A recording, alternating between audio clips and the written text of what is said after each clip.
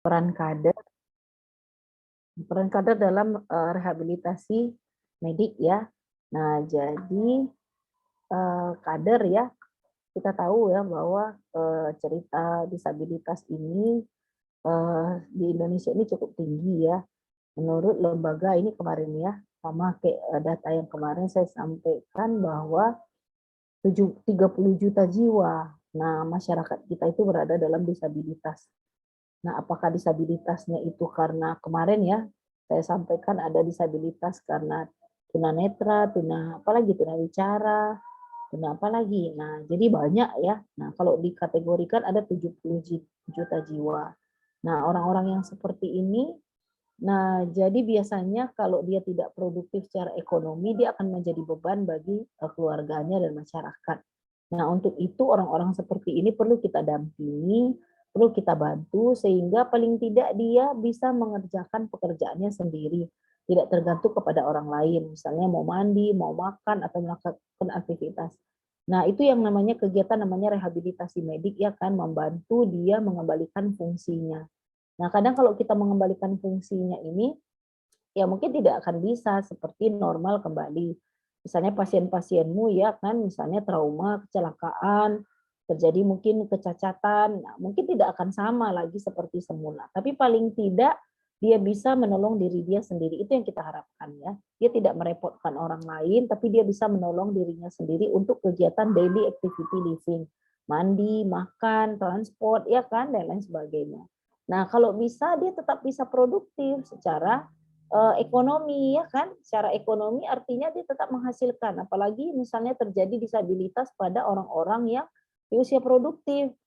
Misalnya kemarin itu ya waktu saya koas di neuro itu masih muda dia udah kena stroke ya kan, dia kena stroke, ya terjadi kelemahan, kelumpuhan apa ya tungkai atas dan tungkai bawah sebelah kiri. Nah, sehingga dia tidak bisa lagi mungkin seperti biasa. Nah, habis itu ya dilakukanlah apa ya upaya-upaya untuk rehabilitasi seperti massage kah, seperti melakukan ini kah, bantuan-bantuan. Nah, kita harapkan minimal dari yang awalnya tidak bisa ngangkat tangan, ya kita harapkan paling tidak bisa ngangkat tangan, bisa nyulang makan sendiri, ya kan, bisa melangkah sendiri. Nah, nanti kalian akan praktikum.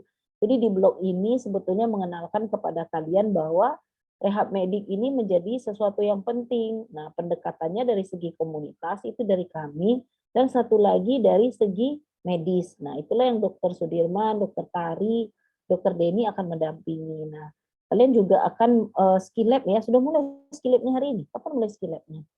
Hari ini udah mulai? Belum, Dok. Belum. Nah, itu udah ada jadwalnya ya. Nah, nanti kalian akan diajarkan bagaimana melakukan rehabilitasi medik yang bisa kalian laksanakan di layanan primer. Jadi memang kalau kita lihat itu kan spesialis apa ya, spesialis apa rehab medik itu kan dia termasuk kategori spesialisasi. Nah, tapi yang akan diajarkan kepada kalian nanti adalah bagaimana kalian nanti di layanan primer bisa membantu orang-orang dengan disabilitas ya. Nanti misalnya diajari nanti bagaimana mungkin membuat tongkat kah atau membuat alat bantu kah. Nah, seperti itu. Jadi walaupun kalian nanti di layanan primer, kalian dokter umum, nah kalian bisa bantu pasien-pasien dalam tahap rehab medik yang bisa kalian laksanakan di layanan primer. Nah, kalau dia butuh mungkin yang lebih advance, ya mungkin kalian bisa rujuk. Terus sebetulnya sih tidak hanya kepada yang disabilitas kita melakukan rehabilitasi ini ya, tapi kepada penyakit-penyakit yang cenderung kronik ya kan. Misalnya kayak pasien-pasienmu yang sakit TB lama ya kan, ataupun sakit-sakit yang lama. Nah, itu perlu kita lakukan rehab medik supaya dia bisa kembali ke komunitas ya kan. Biasanya orang gitu kalau udah sakit lama, sakit menahun, dia akhirnya menarik diri dari lingkungan sosial. Bisa juga kan dia sakit lama, terbaring sehingga terjadi atrofi dari otot-ototnya sehingga nggak bisa jalan. Saya pernah lihat ya pasien dirawat sebulan di ICU karena COVID waktu itu ya masih kategori saudara. Ternyata waktu udah sembuh COVID-nya dia nggak bisa jalan. Kenapa? Ya mungkin itu tadi. Nah, dalam hal ini ya kita lakukan rehabilitasi medik supaya dia kembali bisa berjalan seperti sedia kala. Nah, mungkin rehab yang kita lakukan di sini bisa mengembalikan ke normal. Tapi bisa saja rehab yang kita lakukan itu ya tidak bisa kembali ke normal, tapi paling tidak dia bisa membantu dirinya sendiri ya. Nah, ini tadi prevalensi kita diperkirakan 7-10% dari penduduk dunia. Artinya cukup tinggi lah ya. Ini ya di dunia bahwa 7-10%-nya adalah orang-orang dengan disabilitas ya. Kemudian penyandang disabilitas adalah setiap orang yang mengalami keterbatasan fisik, intelektual. Nah, ini kemarin sudah kita bahas juga ya, dalam mengalami hambatan berpartisipasi secara penuh ya. Nah, tapi ya sekarang ini orang-orang seperti ini bukan selamanya dia akan bergantung kepada orang lain ya. Mungkin pernah kita lihat ya, apa tunanetra itu tadi kusu, ada lagi mungkin yang cacat melakukan apa ya bantu-bantu atau petugas-petugas pelayanan publik yang bisa membantu ya kan dengan orang-orang yang disabilitas. Nah, itu juga bisa kita lihat. Nah, untuk bisa dia seperti itu yang kita bantu dengan rehab medik. Jadi setiap penyandang disabilitas tentunya memiliki hambatan yang berbeda-beda ya. Nah, ini kemarin sudah kita bahas juga ya. Nah, kemudian bagaimana pelayanan bagi penyandang disabilitas? Nah, pada umumnya pelayanan rehabilitasi, nah ini dilaksanakan dalam bentuk pelayanan bersifat kelembagaan atau sistem panti. Nah, biasanya gitu ya, kayak yang tunanetra itu sering gitu ya, ada dalam satu wadah, diberi keahlian, apa dia yang bisa, apa yang dia mampu, ya kan? Nah, ataupun dia kembali ke masyarakat, ya keluarganya mendampingi. Nah, itu tadi salah satunya keluarga, bisa juga orang-orang yang kita tunjuk, ya kita sebut dengan kader tadi ya. Kemudian kegiatan rehab ini melalui pendekatan berbasis masyarakat dikembangkan menjadi pelayanan sistem non panti. Nah, ini tadi. Jadi tidak melembaga. Sering gitu ya, kalau yang selama ini kan banyak yang cacat dimasukkan dalam satu lembaga, disitulah dilatih. Atau misalnya apa ya, mengalami keterbatasan, nah, dimasukkan dalam satu wadah, disitulah dilatih. Nah, kalau misalnya wadah tidak ada atau tidak bisa dilaksanakannya, nah kita tidak perlu pusing ya. Nah ini tadi, jadi pelayanan sistem non panti artinya pelayanan rehab yang dilaksanakan di luar panti yang dikenal dengan rehabilitasi bersumber daya masyarakat atau community based rehabilitation. Nah, di dalam masyarakat, jadi tidak punya panti yang dibuat oleh pemerintah. Karena kan gitu ya, kalau panti biasanya dibuat oleh lembaga yang apa ya, kita anggap yang tidak mencari untung lah ya, yang membantu, atau kayak LSM ataupun pemerintah memang membuat sebuah lembaga untuk menampung ini ya. Nah, biasanya di bawah Departemen Sosial ya, seperti itu. Nah, sekarang saya nggak tahu ya Departemen Sosial kita itu bagaimana. Kalau kita lihat sekarang di jalan-jalan banyak juga ya yang cacat-cacat ya. Nah, harusnya itu di dalam sebuah lembaga kalau memang dia tidak mampu ya. Kemudian kader, nah ini tadi kader merupakan unsur masyarakat. Nah, kemudian kegiatan-kegiatan rehab medik tadi ya kan, rehabilitation bersumber daya masyarakat ini umumnya dimotori oleh kader. Jadi ada orang-orang yang kita tunjuk, yang kita latih, akhirnya dia mampu membantu orang-orang dengan disabilitas di community ataupun di masyarakat. Nah, siapa sih sebetulnya kader ini? Kenapa kader ini menjadi sesuatu yang penting?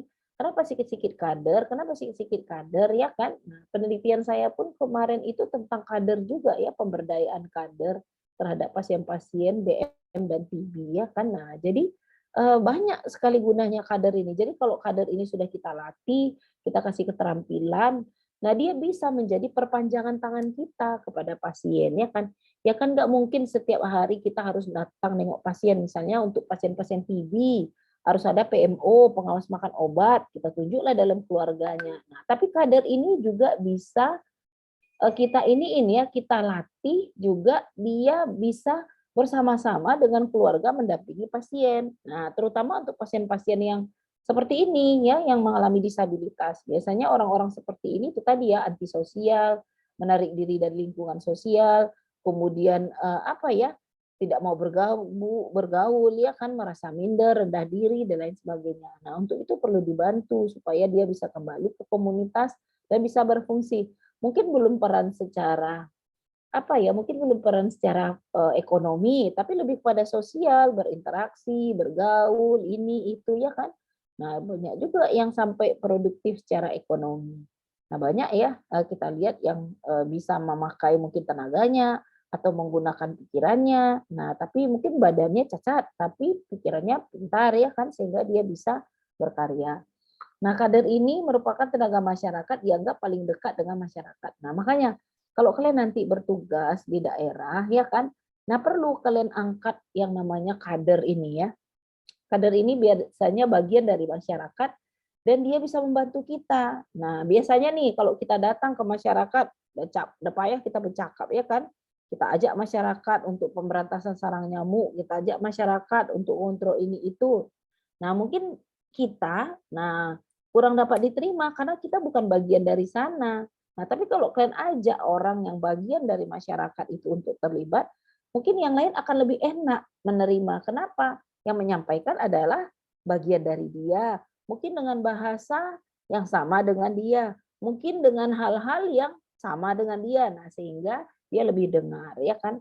Nah, sama nanti ya kalau kalian nanti melakukan edukasi, ada yang namanya peer group juga. Peer group itu sebaya. Jadi misalnya nanti kalian dapat kasus ya, ada kenakalan remaja, pakai narkoba. Nah, kalian mau melakukan edukasi atau kalian melakukan konseling, nah boleh kalian libatkan kawan-kawan dia yang sebaya. Jadi mungkin kalau kita ya, kalau dikasih tahu sama orang tua, mungkin kadang anak-anak sekarang merasa dihakimi katanya ya kan. Jadi nggak suka anak-anak dikasih tahu. Kenapa? Karena merasa dihakimi, disalahkan. Nah, dia nggak mau disalahkan. Dia mau diterima bahwa inilah situasinya. Nah, biasanya kalau seperti itu kita bisa melibatkan yang namanya peer group, kawan-kawan sebaya. Jadi mungkin kawannya bercakap, udahlah itu, ayolah balik sekolah misalnya ya kan. Udahlah itu tinggalkan itu yang tidak bagus, kita kembali supaya punya masa depan. Nah, mungkin kalau kawan yang ngomong, dia lebih bisa menerima. Kenapa? Karena tidak judging ya kan. Nah, tapi kalau orang besar, orang tua itu lebih ke judging katanya kan. Nah, jadi makanya apa ya, kader ini bisa kita manfaatkan di dalam masyarakat. Ya kan kita sesuaikan apa kebutuhan kita terhadap yang akan kita buat di dalam masyarakat. Nah, kader ini dan tenaga sukarela yang dipilih oleh masyarakat yang bertugas mengembangkan masyarakat. Jadi memang ini sukarela.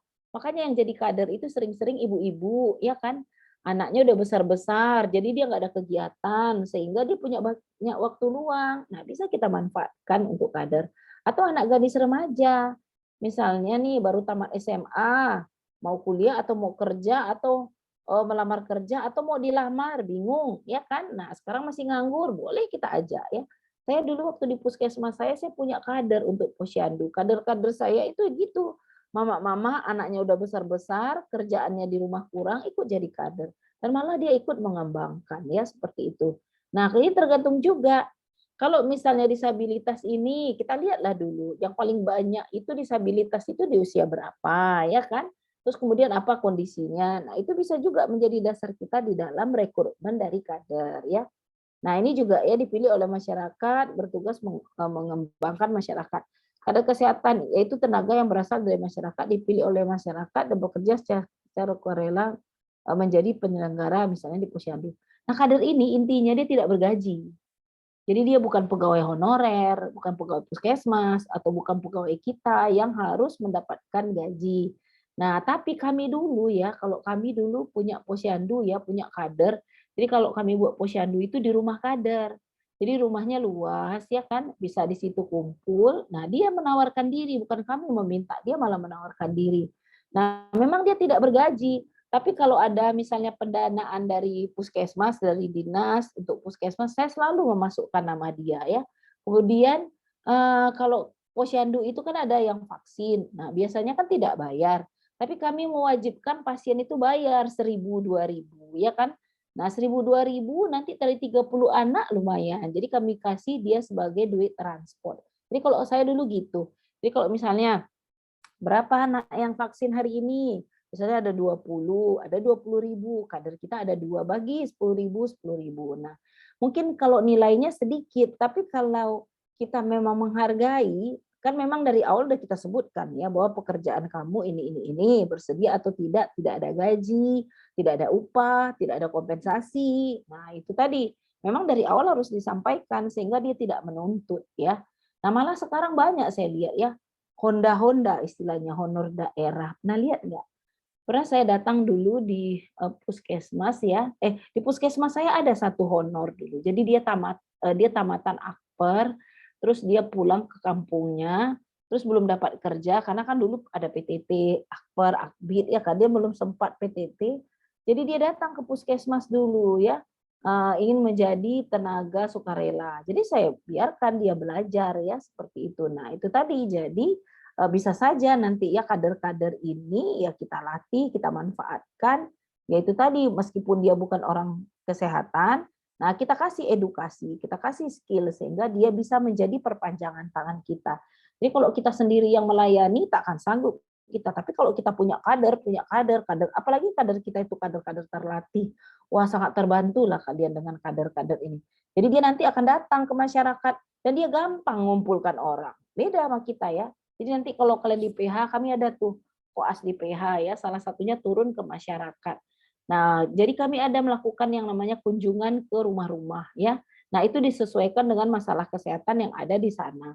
Nah, biasanya waktu pendampingan koas itu ke masyarakat, itu kader yang mendampingi. Jadi misalnya kalau kalian tiba-tiba datang ke satu daerah, orang nggak tahu siapa kalian, terus tiba-tiba kalian merasa, apa ya, saya ini dokter, saya mau membantu, ini itu, saya rasa tidak semua langsung percaya. Nah kan, tapi kalau kalian datang nanti dengan kader, kadernya menyampaikan, nah dia yakin bahwa ada kader yang mendampingi, berarti ini orangnya orang baik-baik nih, bukan menipu atau bukan maksud yang lainnya. Nah itu banyak ya.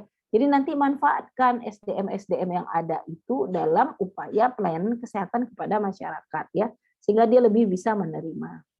Nah ini tadi persyaratan umum untuk pemilihan calon kader ya kan ya. Jadi kalau kalian nanti rekrutmen untuk kader apa, disabilitas, misalnya kalian mau melatih itu tadi tunarungu kah, atau tunawicara kah, atau tuna apa lagi, tunanetra kah, silakan saja. Misalnya kalian mau buat apa ya, pengolahan apa, kerupuk atau membuat keripik tempe. Nah, pada masyarakat disabilitas, kalian pilihlah siapa yang bisa ya kan. Nah, untuk itu kita carilah yang mampu melatih ya kan, orang-orang yang bisa memotivasi, yang melatih orang-orang disabilitas sehingga dia bisa duduk berdampingan dengan yang tidak disabilitas. Nah, apa persyaratannya?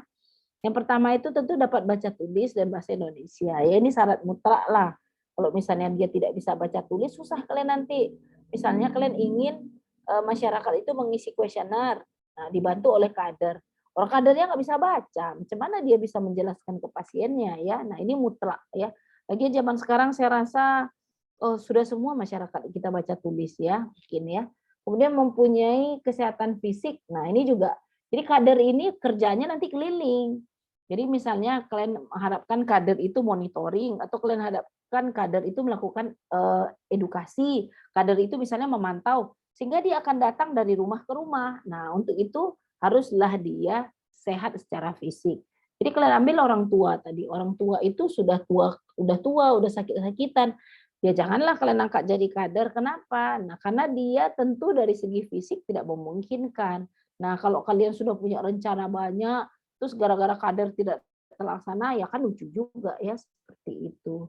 Kemudian mempunyai penghasilan sendiri dan tinggal tetap di desa yang bersangkutan. Nah, ini tadi sehingga dia tidak menggantungkan menjadi kader itu menjadi salah satu kegiatan ekonomi. Nah, misalnya kayak tadi anak-anak gadis tamat SMA kerja di pabrik setengah hari misalnya ya kan. Nah, itu bisa kita ajak jadi kader.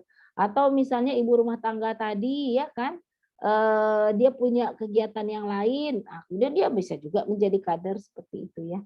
Kemudian aktif dalam kegiatan-kegiatan sosial maupun pembangunan di desanya. Nah, jadi memang orang-orang yang care. Jadi jadi kader ini nggak bisa orang yang tidak care, yang tidak punya jiwa peduli, nggak bisa. Ya kan macam mana dia mau peduli sementara dia nggak peduli sama diri dia sendiri misalnya ya. Jadi orang-orang yang memang dipilih. Jadi kita biasanya kita lihat itu. Jadi dia antusias, dia bersemangat, terus dia kenal semua orang dan dia juga mengenal orang. Berarti orangnya mempunyai pergaulan yang bagus, ya kan seperti itu, ya. Nah, ini tadi ya, mempunyai penghasilan sendiri, nah tujuannya supaya dia tidak mengharapkan kader ini jadi kayak kerjaan sampingan lah untuk sosialnya. Nah, dari awal jangan pula kalian janjikan, nanti kalau mau jadi kader kan Kak, kami belikan baju seragam, kami kasih ganti gaji lah, minyak setiap bulan misalnya. Nah, sehingga mungkin dia menagih. Nah, ya kalau ada dananya. Kalau tidak ada dana, siapa juga yang menyiapkan ya kan?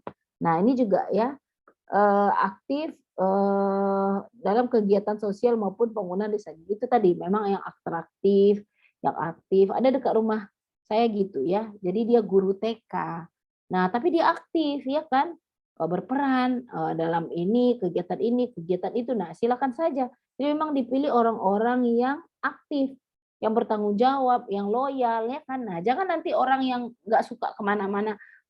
Kenapa ibu kader nggak turun? Malaslah di rumah aja katanya. Orang-orang seperti itu jangan. Jadi memang harus kita lihat dia berminat, dia mau ya kan seperti itu.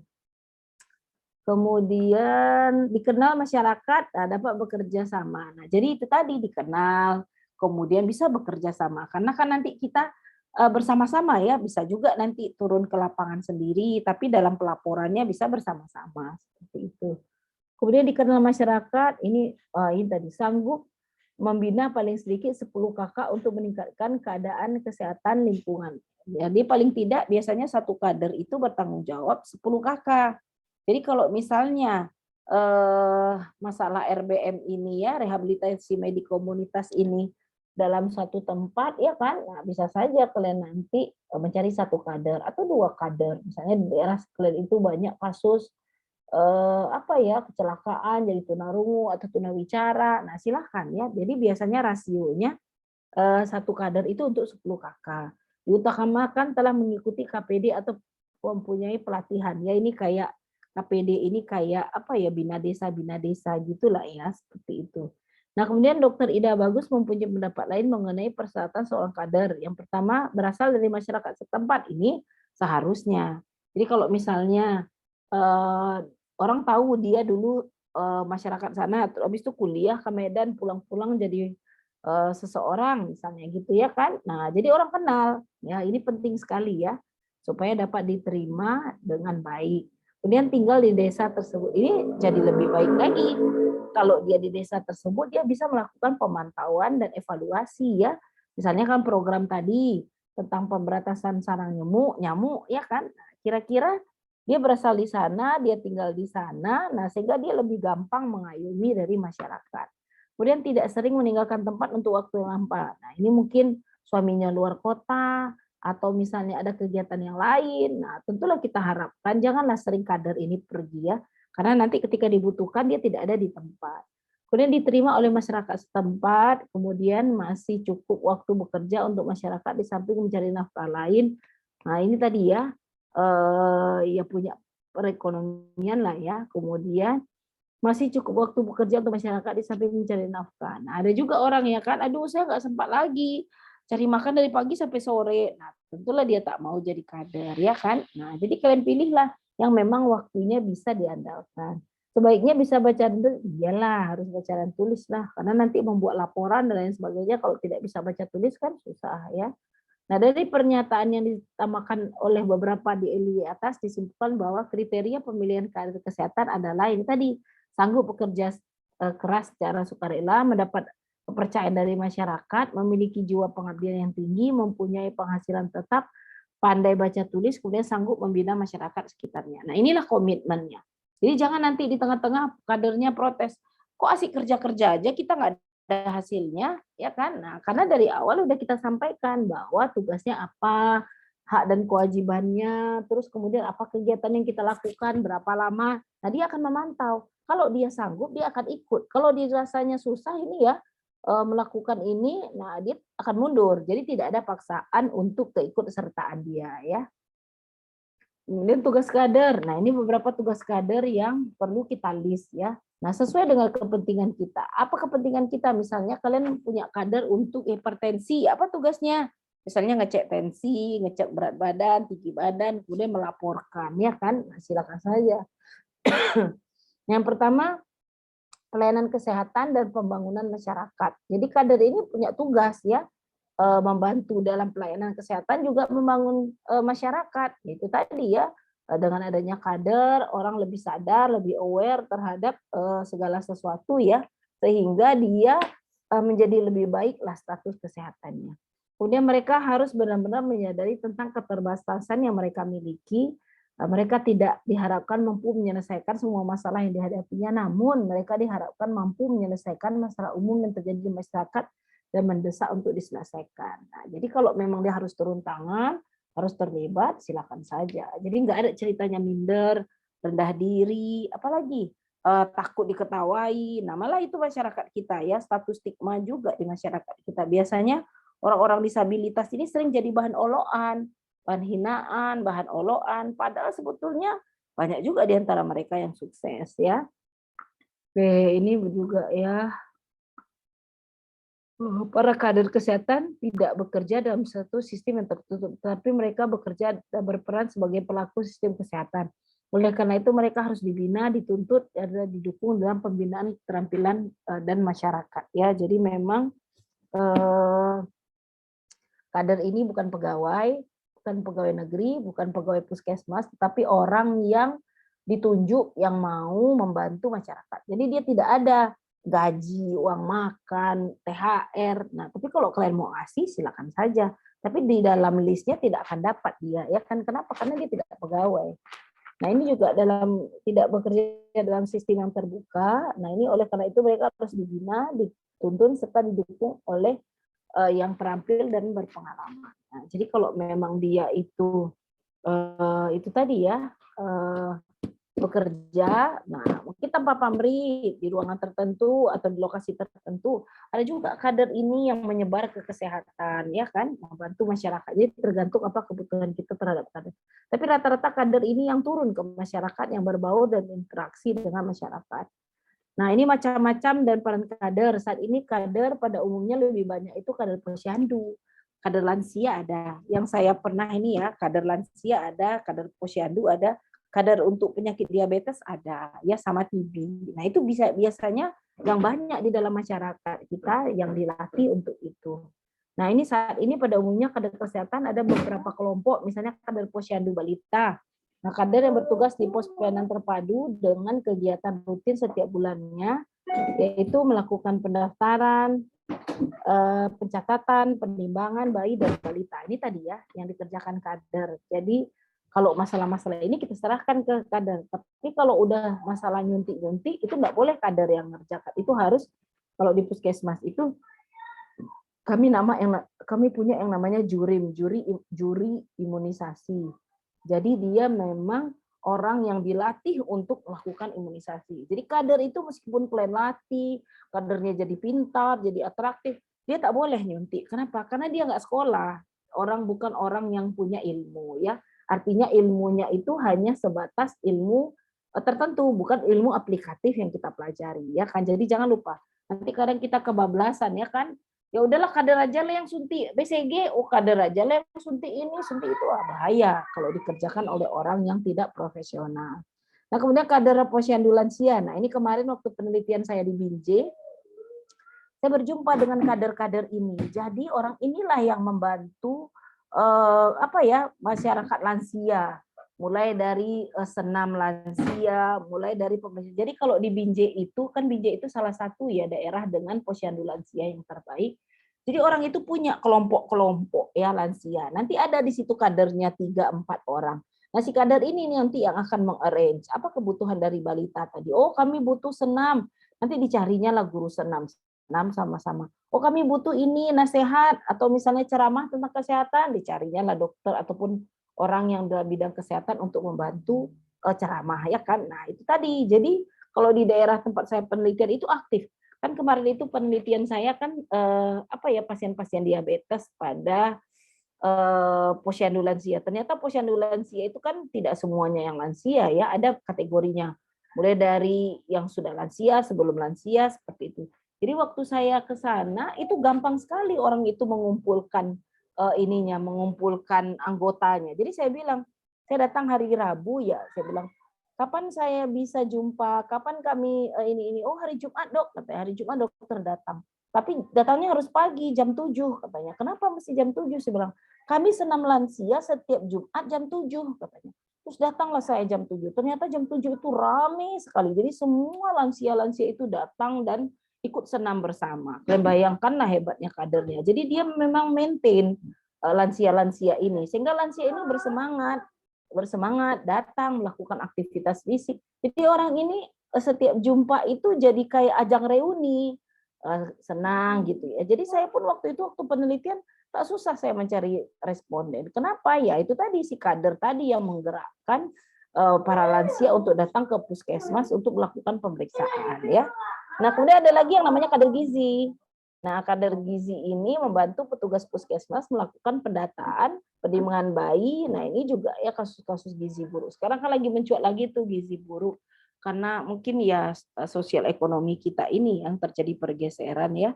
Katanya juga gitu ya, akibat COVID banyak yang dipecat, banyak ini, banyak itu. Nah, sehingga muncul lagi kasus gizi buruk. Nah, untuk itu mendampingi keluarga pasien ini setelah anak ini dirawat di rumah sakit, nah harusnya didampingi oleh orang-orang yang memang telaten. Nah, ini bisa kita angkat kadernya ya, sehingga dia berperan dalam mengawal anak ini supaya tak jatuh lagi dalam kondisi gizi buruk. Ya.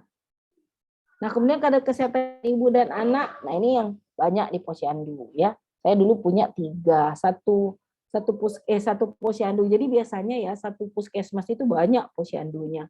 Biasanya nanti ditentukan, posyandu di sini setiap tanggal 3, posyandu di sini setiap tanggal 4, posyandu di sini setiap tanggal 5. Jadi kami gitu dulu, jadi sudah ada jadwalnya. Jadi saya bisa nanti ya kan, saya ikuti jurim, nanti jurim yang bawa vaksin, kader menunggu di tempat, disiapkannya lah prinsip 4 meja itu ya kan, menimbang, mengukur, anamnesa. Nah itu dikerjakan oleh kader. Tapi kalau sudah nyuntik, melakukan edukasi yang spesifik, itu dilakukan oleh dokternya ya.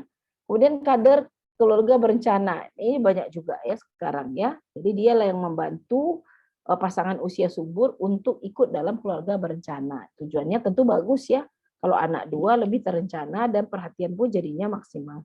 Kemudian kader juru pengamatan jentik ya kan Jumanti. Nah, ini juga ya. Ada ini memeriksa nyamuk. Nah, alatnya udah canggih di sini ya kan. Jadi dia bisa melihat larva nyamuk atau tidak ya kan. Nah, ini ada juga seperti ini. Nah, bisa kalian ajak kader sehingga dia terlibat dan paham. Kemudian kader upaya kesehatan kerja. Nah, ini juga ya kader yang membantu petugas puskesmas melakukan pendataan dan pemeriksaan kesehatan tenaga kerja di lingkungan pos tempat kerjanya. Jadi bisa saja nanti orang kader ini lebih fokus terhadap penyakit-penyakit kerja sehingga bisa mendeteksi masalah kesehatan yang muncul secara dini dari ini ya, dini dari masyarakat ya atau petugas atau apa gitu ya seperti itu. Nah, kemudian ini pemeriksaan kesehatan juga ya kan membuat perencanaan, terlibat, kemudian proaktif. Kemudian kader promosi kesehatan untuk kader PHBS, perilaku hidup bersih dan sehat ya. Kader yang bertugas membantu petugas puskesmas melakukan penyuluhan kesehatan secara perorangan maupun dengan secara berkelompok atau masyarakat. Kader upaya kesehatan ataupun sekolah. Nah, ini di sekolah bisa juga kita angkat kader. Kader di sini membantu petugas puskesmas melakukan penjaringan dan pemeriksaan kesehatan bagi anak-anak usia sekolah pada pos pelayanan UKS. Jadi artinya saling bantu-membantu di sini ya. Kebetulan orang ini sama bidangnya, jadi bisa saling bekerja sama. Nah, kemudian kader ini tadi ya kriteria untuk rehab medik komunitas ini.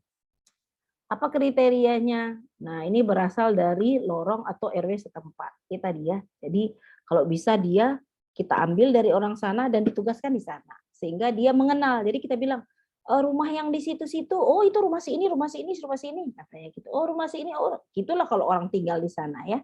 Nah ini kita harapkan berasal dari lorong atau RW setempat yang telah diberi pelatihan pencegahan disabilitas ya, mungkin perilaku-perilaku pencegahan disabilitas, kemudian deteksi dan rehabilitasi. Jadi ternyata disabilitas ini perlu juga kita deteksi ya kan. Kemudian kita cegah, kemudian kita lakukan rehab bagi yang sudah terjadi ya kan dengan menggunakan manual. Dia ada ternyata manualnya ini bagaimana melatih para kader itu. Nanti kita lihat bukunya. Kemudian dalam berperan sebagai jembatan antara tenaga profesional lintas sektor dan keluarga penyandang disabilitas. Jadi dia seperti apa ya perantara dari dokternya sama keluarganya ya kan. Nah, harusnya dia berperan aktif. Dia mau dan mampu ada kesepakatan ditokohkan bagi masyarakat. Jadi biasanya dia tidak cuma mau, tapi mampu. Mau, tapi dia mampu. Tadi punya waktu, punya tenaga, punya kesempatan untuk membantu. Kemudian tugas dari fungsi kader ini apa? Tugas dan fungsinya apa? Survei mawas diri menggunakan formulir untuk menentukan kebutuhan penyandang disabilitas. Jadi misalnya nih di daerah kalian itu ada berbagai macam disabilitas. Nah, tentu harus ditentukan bagaimana status kesehatannya, apakah terpenuhi alat-alat bantu sehingga dia bisa bekerja secara normal, atau misalnya dia butuh pendampingan, ternyata dia tidak bisa, dia harus didampingin. Nah, silakan saja ya kan. Jadi di sini berasal dari lorong setempat, setelah diberi pelatihan, kemudian tugasnya adalah mencegah, deteksi, rehabilitasi dengan menggunakan manual RBM. Kemudian dapat berperan sebagai jembatan antara tenaga profesional lintas sektor dan tenaga keluarga. Jadi misalnya nih ya, ada dokter itu tadi ya, sama keluarga. Nah, kadang keluarga tidak paham, nah si kader lah sebagai orang ketiganya. Kemudian mau dan mampu, nah ada kesepakatan ditokohkan oleh masyarakat. Jadi kalau masyarakat tuh merasa kader ini memang bermanfaat, kader ini bekerja dengan baik, kader ini melaksanakan tugas dengan baik, bisa saja nanti ya menjadi tokoh di dalam masyarakat. Nah malah mungkin kader-kader ini nanti kalau ada rekrutmen dari Posyandu itu bisa direkomendasikan, wah kader sini bagus, kader ini bagus misalnya ya. Nah sehingga dia mempunyai kesempatan kerja lebih bagus ya. Kemudian apa lagi? Tugas dalam fungsi kader, survei mawas diri menggunakan formulir. Jadi ada ya formnya. Kira-kira di form itu kita sampaikan ya tugas dan fungsinya. Kemudian apa tadi ya hak dan kewajibannya lah ya. Kemudian penentuan kebutuhan penyandang disabilitas. Nah kita tentukan apa kebutuhannya. Misalnya di daerah kalian itu berbagai macam disabilitas. Nah apa kebutuhannya?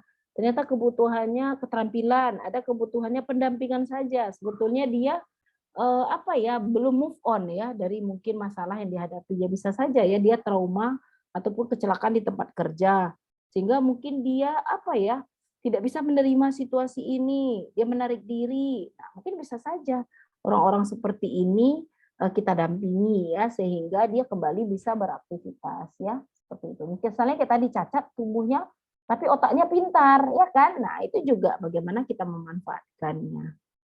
Kemudian memilih manual pelatihan metrik. Nah, ini tadi sesuaikan dengan kemampuannya. Misalnya kalau tangannya 2, kakinya cacat, ya pilihlah mungkin yang pakai tangan saja ya. Atau misalnya tangannya cacat kakinya, nah pilih yang pakai kaki. Nah, biasanya disesuaikan dengan situasi dari pasiennya. Jangan nanti kalian beli skill ya yang memang tidak bisa dikerjakannya, kan jadinya tidak aplikatif ya. Kemudian pelatih dari anggota keluarga, memilih pelatih dari anggota keluarga ini kalau ada. Kalau nggak ada ya nggak apa-apa lah. Kemudian memantau dan melaksanakan evaluasi perkembangan penyandang disabilitas, menunjukkan penyandang disabilitas jika dibutuhkan, membuat laporan dan memberikan penyuluhan. Ya, jadi banyak tugasnya di sini ya. Selain apa ya urusan-urusan mungkin situasi lapangan, juga ke pasiennya, bagaimana dia merajak dan merangkul pasien-pasien disabilitas ini untuk mau datang ke puskesmas untuk konsul atau memantau perjalanan dari penyakitnya. Nah, ini tadi beberapa pedoman yang dilahirkan oleh Kemenkes. Tapi kami cari buku ini nggak ada. Nah, coba kita lihat. Buku panduan kader RBM. Jadi memang ini sudah terencana, sudah ada programnya bahwa kader ini memang dimanfaatkan dalam pemberian pelayanan rehab medik tadi ya kan. Nah, ini ada bukunya. Kalau orang tua kalian kerja di ini Kemenkes dapat ini buku-buku ini kami cari tadi nggak dapat, tapi memang ada panduan kader RBM. Artinya di dalam RBM ini sudah mulai dilirik kader. Jadi kader ini tidak hanya untuk penyakit-penyakit tertentu, tapi juga untuk kondisi-kondisi yang tertentu.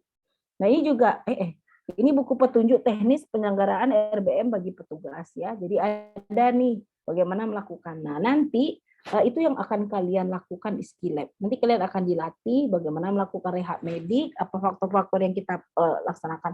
Nah di minggu keempat, bukan minggu keempat, di skill nanti yang keempat, malah kalian diajak oleh dokter itu ke Adamalik atau ke rumah sakit USU. Nah nanti kalian akan berhubungan langsung dengan pasien. Jadi rencana orang itu nanti kalian akan berjumpa dengan pasien stroke. Jadi pasien-pasien pasca stroke ini rupanya banyak sering datang untuk melakukan rehab medik. Jadi kata dokter Sudirman kemarin itu pasien-pasien pasca stroke itu banyak di Adamalik dok. Jadi rencana saya nanti mahasiswa saya ajak langsung berjumpa dengan pasien dan melakukan sendiri bagaimana upaya rehab medik ya. Misalnya dengan massage atau dengan latihan fisik yang ringan, nah silakan saja. Sehingga anak-anak ini mengerti bahwa yang dibuat dia itu bermanfaat. Yang kita lakukan itu punya efek baik terhadap masyarakat ya. Nah ini juga ya buku petunjuk teknis penyelenggaraan RBM bagi petugas.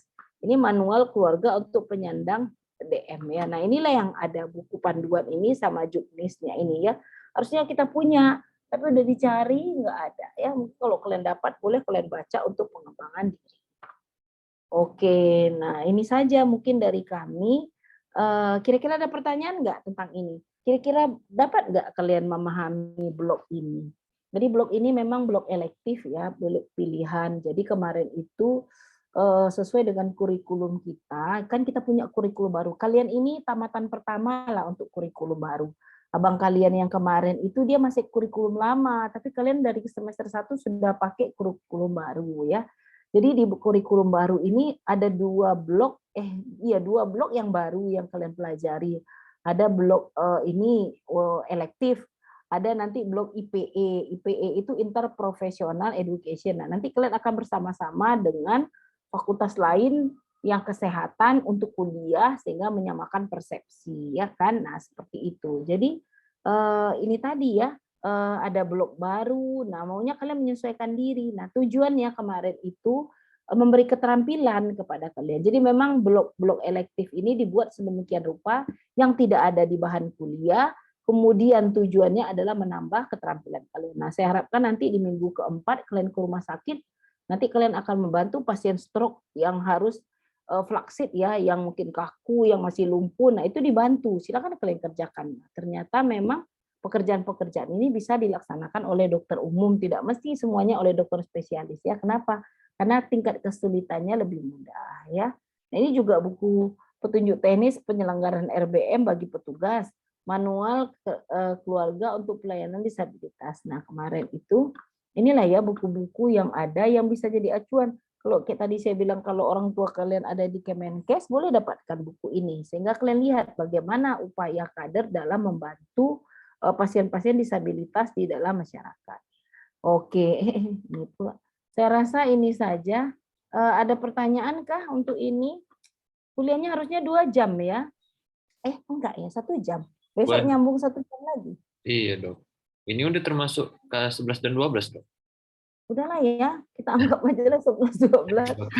Pagi terbirit-birit ya kan. Nanti saya share, yang semalam pun belum saya share ya.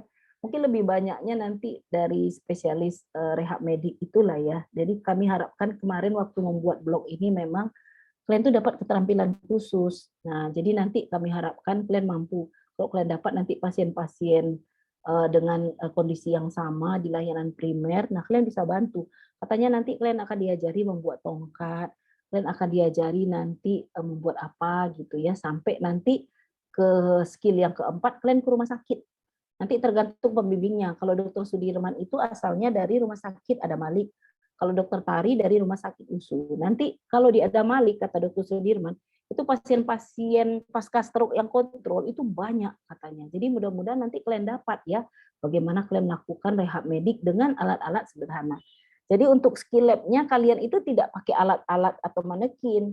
Kemarin itu orang itu hanya minta matras dan roll untuk mengukur ROM gitu ya kan, mungkin sudut atau apa gitu ya kan. Nah, nanti mungkin akan dipraktekkan. Dan mudah-mudahan kalian dapat ilmu baru yang bisa kalian praktekkan di tempat kerja.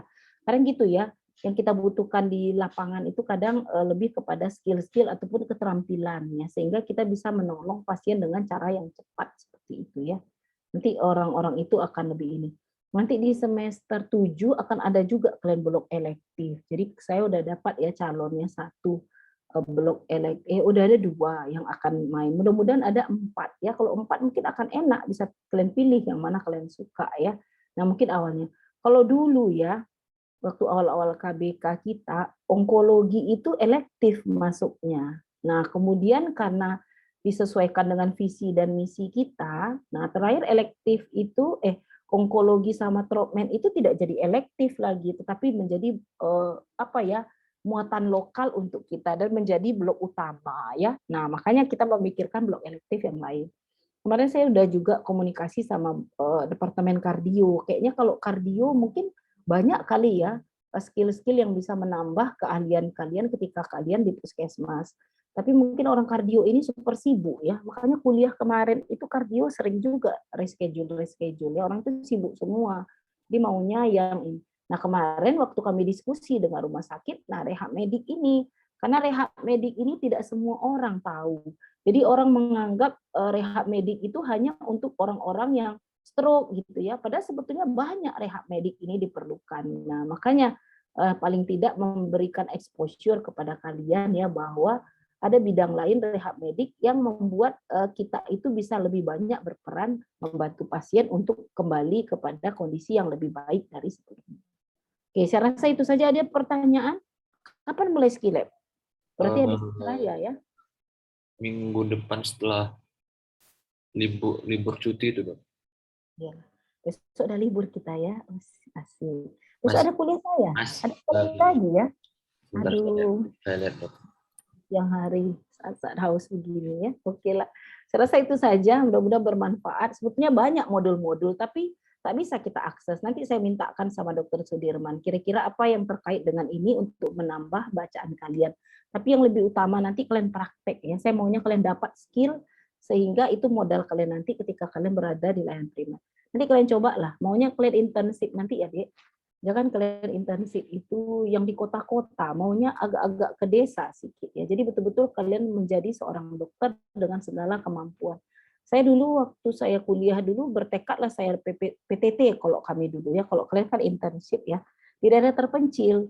Tapi dan memang banyak yang saya dapatkan ya kan saya melakukan hal-hal yang mungkin tidak pernah saya kerjakan ya, menangani pasien PPOK waktu eksaserbasi ya kan, kemudian pasien stroke hem, merawat pasien stroke hem, kemudian merawat pasien diabetik gangren, banyak yang kami kerjakan. Jadi maksud saya maunya kalian nanti seperti itu. Jangan cuma di kota. Di kota apalah dapatnya ya kan nanti intensif kalian di Korem. Rumah sakit mana lagi Bayangkari. Entah apa yang kalian dapat. Nah, maunya kalian agak-agak ke daerah sehingga kalian betul-betul menjadi dokter di mana kalian adalah seorang decision maker di situ. Kalian lakukan bagaimana mengedukasi, kalian lakukan bagaimana tindakan. Nah, maunya begitu. Kalau saya dulu gitu ya, karena saya pengennya mencoba ya, bagaimana sih sebetulnya kita menjadi dokter seutuhnya. Dan dengan seperti itu kita banyak belajar jadinya, Dek. Mau tak mau kita jadinya belajar. Kan kita sendiri, tak ada backup ya kan. Nah, jadi kita harus betul-betul berhati-hati ya, baca lagi buku. Pulang pasien misalnya tidak puas, baca lagi, pelajari lagi. Nah, akhirnya kan kita semakin lebih paham. Itulah dia kalau kita lihat dari SKDI ya, ada standar kompetensi 4A dan 4B. Dari 4B itu adalah yang setelah kalian intensif. Jadi ilmu-ilmu yang sudah kalian lebih matangkan seperti itu. Oke lah, saya rasa itu saja. Besok tak ada lagi kuliah kita jam 7 ya, nanti saya share sama pasien ya. Oke, terima kasih. Nggak ada pertanyaan?